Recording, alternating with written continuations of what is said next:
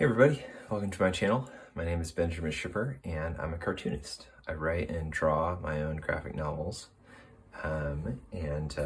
This is my first one coming out next year, March 21st, 2023. It's called Joe Death in the Graven Image. And this is the front cover and this is the back cover. It is a cartoon extravaganza, very influenced by fantasy and also Disney cartoons and classic cartooning. This is available for pre-order wherever books are sold. Find an indie book store that you want to order it from, and you can support me that way. I really appreciate it, and can't wait for this to be out in print. I'm dying to see, have it in my hands and flip through it.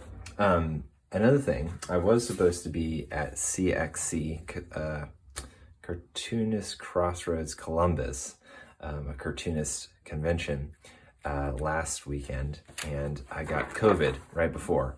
And I made this little zine to debut and sell there.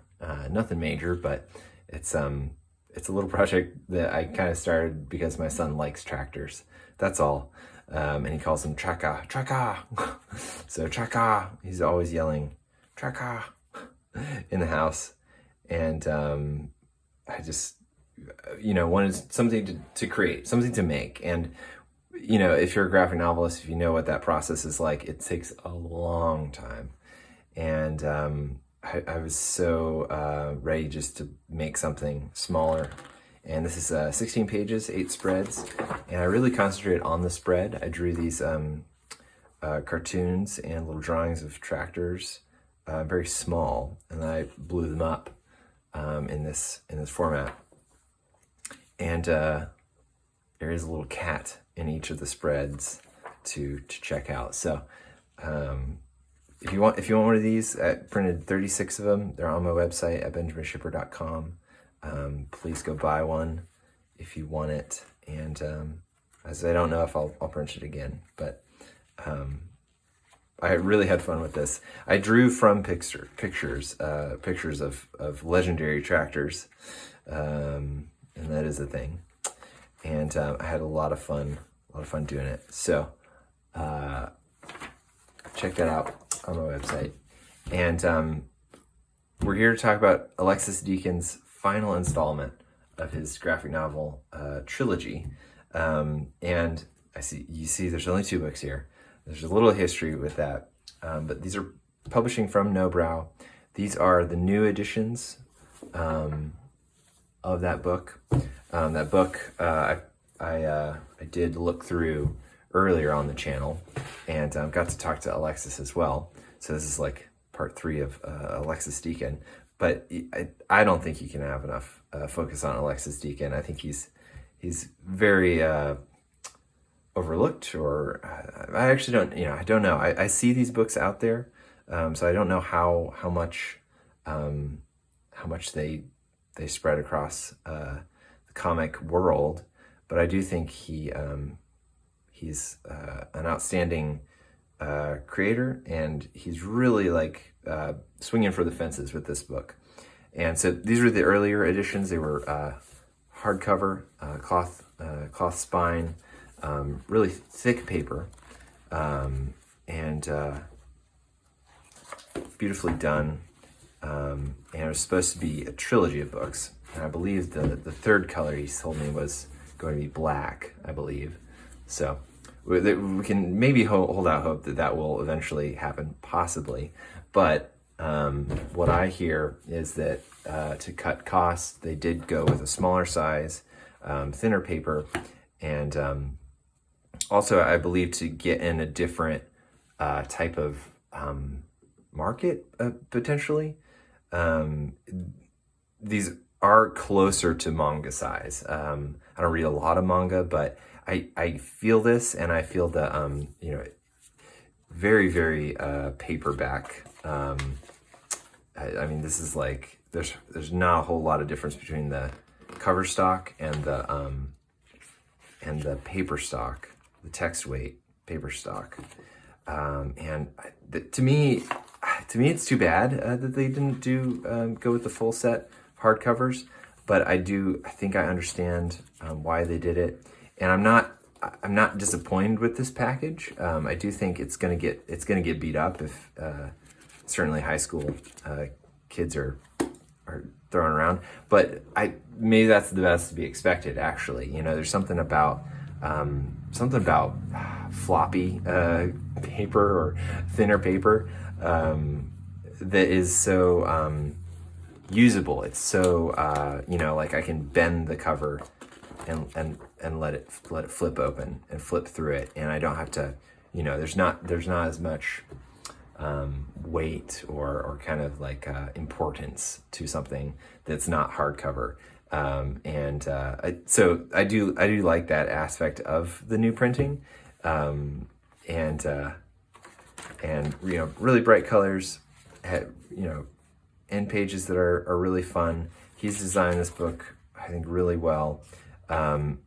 This is the last book, so these two books that I previously showed are fit into this one, and it is about the same thickness as the second one. So it makes sense on the shelf to have something like this, and they do look great together. But I get really squeamish about talking about the ends of books or the final kind of installments as far as story goes, because I want people to read this. It's well deserving of a buying this and reading it. And so I'm just going to flip through, show you the art, show you some of the moments that I thought were just fantastic. And I'm going to not talk as much about story. I've read this once. I want to read it again. I was hoping to, but time just slips away. So I'll have to do that later. But I did want to take a video of it. And so this is book 3, Will That Shapes the World, Curse of the Chosen, and there was a name change as well. So it was Geis, Geis, and pronounced inside the book. It means is a Gaelic word for a taboo or a curse. When a geis is placed upon you, it is like a spell that cannot be broken. Certain rules must be obeyed. You might be prohibited from trampling mushrooms, for example, or from sitting down on the stairs. If you ignore or break a geis, the consequences are dire. But a geis is always broken. As soon as it is spoken or written, your fate is set. So, name change, it's very archaic, that kind of, which I like. I like figuring out or finding something new that's presented to me. But this new book is, or the new title change definitely just like gets people, I think, to know what's happening. Curse of the Chosen. So, little synopsis of what's happened before. And this is the witch, Niobe. And she's kind of done a little bit like a Star Wars sort of Emperor Palpatine thing, where she gets a young body, and a very, very evil, classic evil thing to do. I believe Alexis is using SketchUp for some of this modeling here. Making a 3-dimensional form in a computer and then drawing over it, and really well done. I mean, I'll probably try it because this is tough. Like there's a lot of things happening as far as perspective, and just to know how to do it, it's really it's really difficult. And I think he blends it super well with just his organic pencil, and his work is so human, so it's so wonky, or I guess charming. There's no straight lines. Like even the panels aren't straight at all, which I think is a nice touch. And he's put a lot more border between the words and the bubble or I guess I don't know if you would call this bubbles, but triangles for word balloons, word shapes. But this is a great pair. Archer is this little guy. He was shrunk in the last book, and this is a witch, a good witch. She was turned into a cat, or she took on the body of a cat. And so that is like through this book, that's probably one of my favorite things. And I love when that happens in stories, when something happens, a consequence is meted out for something, and it continues through the story. And characters roll with the punches. So, which is all about, in order to rule in this world, you have to be ruthless, essentially. So there's a lot of dialogue about like what it means to rule, and what it means. It's the ethic of power, I suppose, and how to get it. Do you get it rightly, or is it ever attained in a right way? And this is Io, the main character, and she's definitely earned earned the spot of good character. She is trying her hardest not to kill anyone, which is totally counter to the Geis, to the curse. So like, I don't know a whole lot about art history, to be honest, but I'm starting to sort of dabble.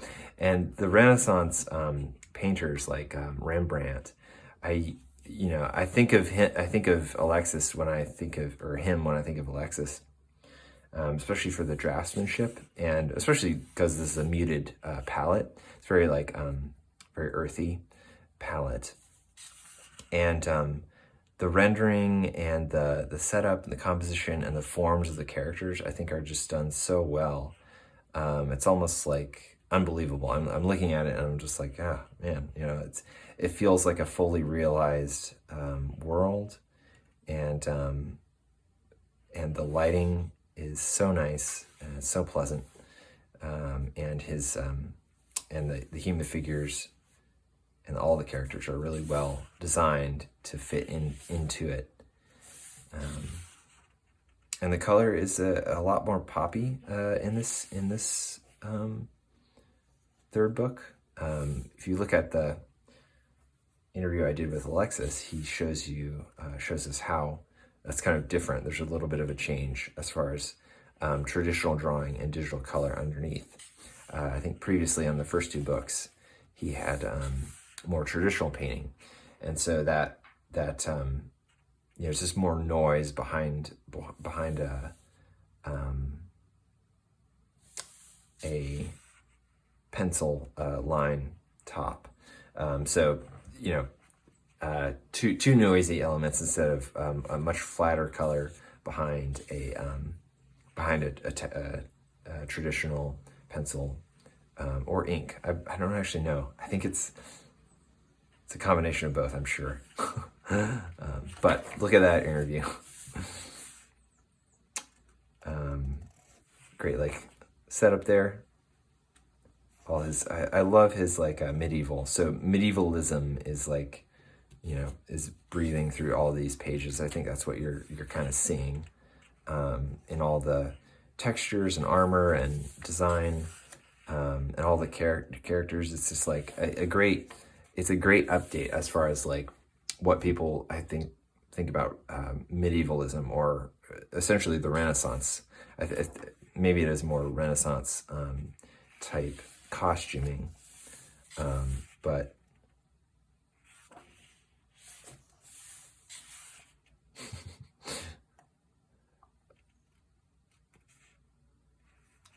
little character pulling the panel back and showing a little character is, I think it's so effective. It's really fun, and something I always get tripped up. I would really want to show the character large in every panel. And this is a really nice, like, delicacy. He has a really nice, like, way of keeping the panel as a camera, and so being pretty liberal as far as like pulling back. And zooming in. It's dropped in the water. Love it. This is like classic cartooning. I just feel like there's something so fun about shrinkage. Someone getting shrunk and having to go in a big world. Great like action scene.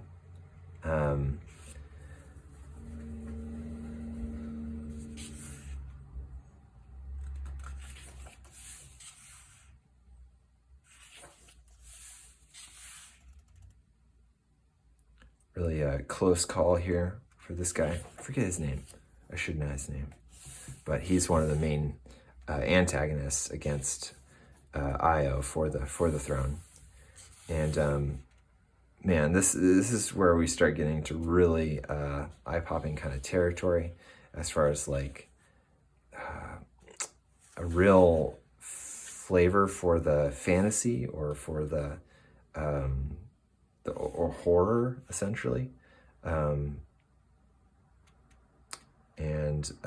You know, magic kind of comes, it doesn't just happen. It must be drained out of life, essentially, which I think is a great idea for how magic works. I really don't like books or stories that have magic as a superpower, and there's no transfer of energy, or it's like you can just do whatever you want.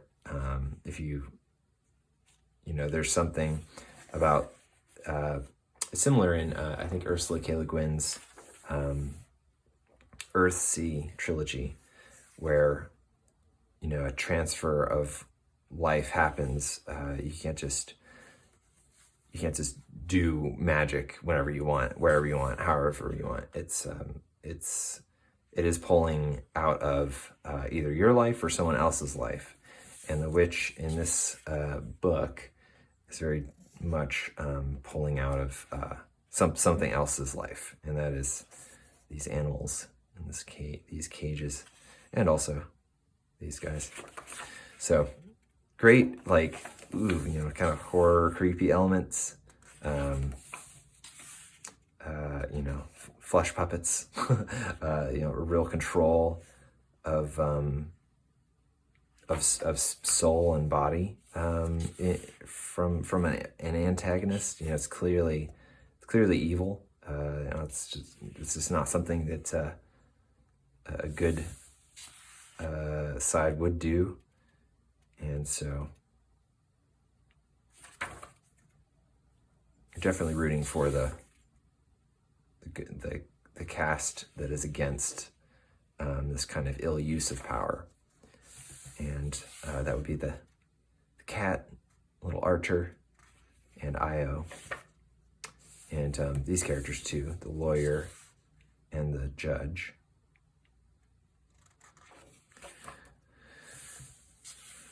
There's a lot of like ethical kind of dialogue, which I like. There's a lot to think about in this whole story. But I hope you're just taking in the wonderful play of colors and images. And again, I can't replace, you know, the experience of you getting this book and reading it for yourself. But it's just so, I look at this and it's just so incredible that he has so many figures all interacting in little boxes, and they're very readable. There's also text as well. It's just like I feel like a feat of cartooning and writing. So I start to get into more dream stuff, which I am always a sucker for. And I think it's underused too much, or maybe not maybe not use that well. It's probably actually used a lot, but to not that great effect. But this one is we start to get Io's backstory a little bit, which is great because you don't get a whole lot of that at all. It's kind of just the surface conflict, and now we get into her psyche, into her mind and her past, and what has influenced her. And this is so great. It's like a puppet show, kind of like her kind of family clan or tribe circling around her, and she has to pass a kind of a trial, and classic imagery of a lamb and sacrifice.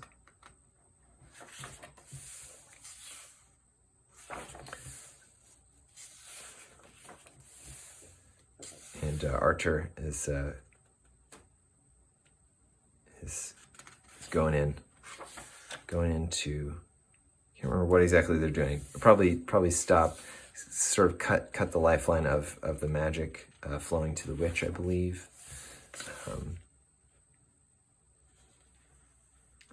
But really lovely, creepy stuff here. I mean, just so good. Blood. And really great use of blood in the comic. Like, this is a type of an older world kind of understanding of humanity. I believe, like, it's not so materialistic. It's so imaginative, and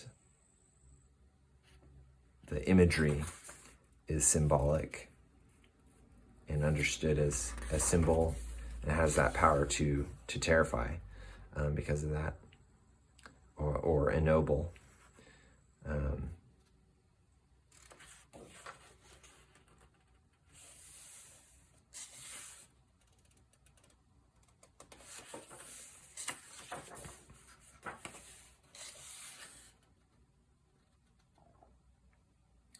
In the dream world, Io is in the dream world right now, and she's running from these like creatures of blood,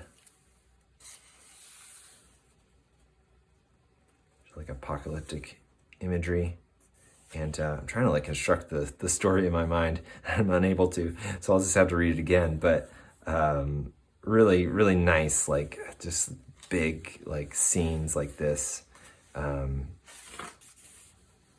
Really scary imagery, and leaning into the horror elements of this. It's not a clean antiseptic type of story, but Archer is getting a little bit of flair to his costume, and we get a big reveal of that, and probably, just a great, pinup. I don't know what else to call this. It's like, it's everything you want in a kind of a character design setup. Like, this just wins as far as like a single image. And I wish there were actually more of these. There are a few, but I wish there were more. But it's a comic, it's a story, and it flows like that. So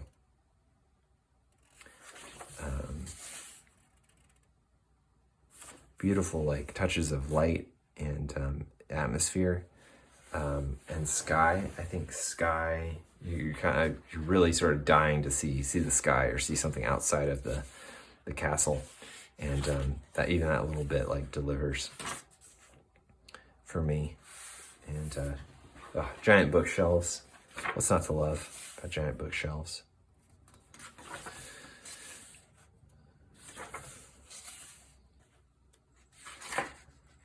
All right. Well, this is a lot of pages. It's close to 200, I believe. Yep, 200. And I won't show exactly the end, because I want you to read that for yourself. experience it. But this is a great scene. I love all the perspective changes. You really feel stuff's closing in on Io. So I don't know what else to say more about this. It's awesome. It's well worth the maybe $20 that you can spend on it. And again, he's swinging for the fences as far as graphic novels, what they can do, where they can go. And if you're into that sort of thing right now, if you're kind of getting bored by a lot of the sort of franchise storytelling that we're getting from like everybody or franchise holders like Disney and Amazon and yada yada, pick up these books, enjoy something from a singular creator with a singular vision, and share about it, talk about it. We really appreciate it, and hope to see you next time. Thanks.